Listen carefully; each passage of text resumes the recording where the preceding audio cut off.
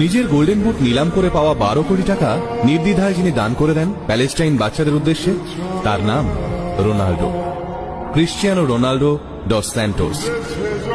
গোল করার পর মাঠের সাইডে গিয়ে তার সেই আইকনিক সিউ সেলিব্রেশন, যা দেখে ফেটে পড়ে দর্শক। আবার এই ক্রিশ্চিয়ানো রোনাল্ডো বিশ্বকাপে ছিটকে যাওয়ার পর কাঁদতে কাঁদতে মাঠ ছাড়েন। বিশ্বকাপ থেকে তার টিম বাদ, তার উপর ম্যানচেস্টার ইউনাইটেডের মতো ক্লাবের সাথে ঝামেলা। বিশ্বকাপের পর ইউরোপের কোন ক্লাবে তিনি আর যোগ দেননি। বর্তমানে তিনি পাড়ি দিয়েছেন সৌদি আরবে। বিরাট কোহলি থেকে কিলিয়ান এমবাপ্পে, তাবড় তাবড় প্লেয়াররা যে মানুষটাকে নিজের আইডল মনে করে, সেই রোনাল্ডোর সঙ্গে এই রকম হওয়ার কথা ছিল না। একসময় ছোট্ট ক্রিশ্চিয়ানোর ফুটবল কেনার পয়সা ছিল না। ছেঁড়া বলের ভিতর কাপড় ঢুকিয়ে প্র্যাকটিস করত ছেলেটা।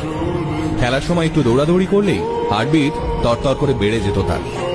ডাক্তার বলেছিল ফুটবল খেলা না ছাড়লে হার্ট অ্যাটাক হতে পারে। রাশিয়া